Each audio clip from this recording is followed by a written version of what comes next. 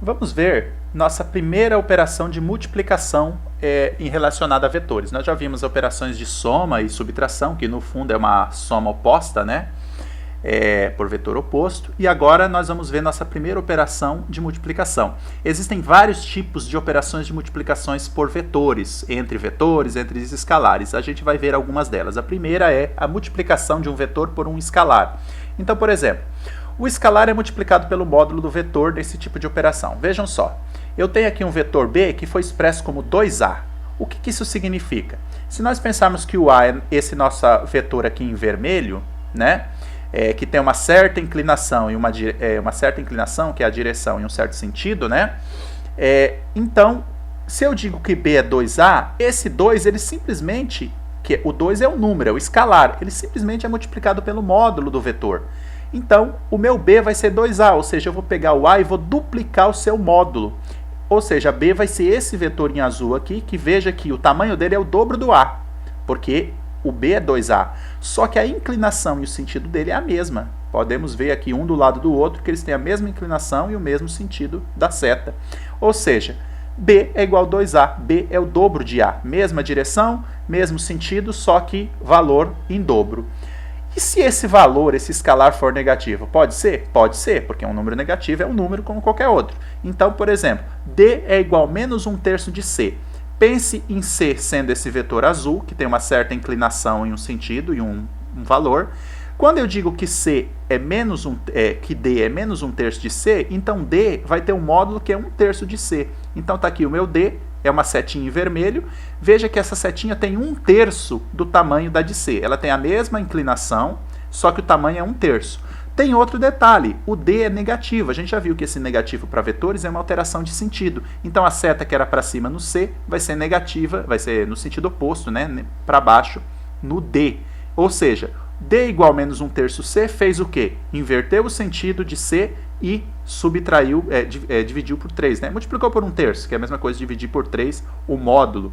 Então, multiplicar um escalar por um vetor é simplesmente alterar o módulo e sentido desse vetor, mas nunca há inclinação. Tanto aqui no primeiro caso as inclinações se mantiveram, e no segundo caso as inclinações também se mantiveram. No segundo caso, houve alteração de sentido por causa do sinal negativo. No primeiro caso, o sinal era positivo, não houve alteração de sentido. E os módulos, claro, foram alterados porque tem números multiplicando os vetores. Poderíamos também fazer essa mesma operação através de componentes, como nós já vimos notação de componentes. Essas notações saem facinho pela forma de componentes.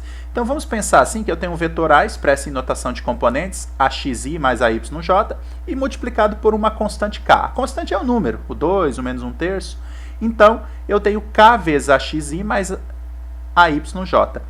Quando eu faço esse tipo de operação, eu faço a operação matematicamente através da distributiva que a gente conhece. O K multiplica o primeiro mais o segundo. Então, KXI mais KYJ. Aqui qualquer sinal negativo entraria fazendo as operações e por aí vai. Então, teríamos o mesmo resultado que temos aqui em cima, só que sem utilizarmos as propriedades gráficas. É importante enfatizar que vetores tem a representação gráfica e tem a representação algébrica, e elas são equivalentes. Então, nós começamos o curso pelas representações gráficas e agora estamos evoluindo para as representações algébricas, que, como eu já falei antes, são importantes porque permitem muitos vetores e muitas dimensões, né?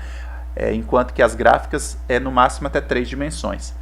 Bem, então, vamos fazer um exemplo já, né? Temos aqui A igual a 2i mais 5j. Quanto que é 3a? É simplesmente pegar 3 vezes 2i mais 5j. Então entra aqui, 3 vezes 2 dá 6i, mais 3 vezes 5 dá 15j. Simples, né? Não tem nem muito o que explicar, porque matematicamente é bem simples. E já então que vimos vários tipos de operações envolvendo multiplicações por número, envolvendo vetores opostos, envolvendo somas e subtrações de vetores, então eu vou deixar um exercício aqui para vocês. É um exercício que envolve vários desses conceitos para vocês praticarem. Então vocês podem parar a tela aí na sequência e resolver esse exercício. Só vou ler ele aqui para vocês. É dado aqui um vetor, né? Sejam os vetores abaixo. Então é dado um vetor V aqui. Graficamente ele tem valor 10 centímetros. Ele está inclinado 60 graus aqui com o x. E também são dados os vetores U e W, né? Veja que o e w já são dados na forma de componentes e eles têm a componente k. Né? No exemplo que eu dei anteriormente, eu falei somente das componentes x e y, mas é óbvio que se eu tiver componentes, a terceira componente é só operar na terceira componente, não tem, é só ir adicionando, não há nenhuma complicação. Então aqui eu tenho um vetor de duas componentes, representado graficamente, que é o vetor v, e eu tenho o vetor u e w de 3 componentes. Eu quero, o exercício pede que se faça, utilizando componentes, as seguintes operações. É para determinar um vetor m que seja 1 mais v, é para determinar um vetor n que seja 1 menos v mais 2w, é para determinar um vetor p que seja menos w mais 2v menos meio u, né? Isso aqui é na fonte aqui é um 1, tá? Apesar da fonte ser estranha, mas é um 1, é meio u.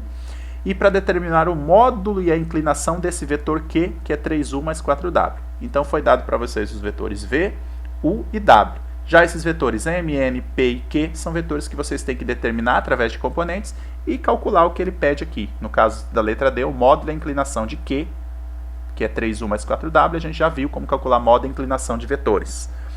Ok? Então, podem parar a tela, copiar o exercício e desenvolver esse exercício.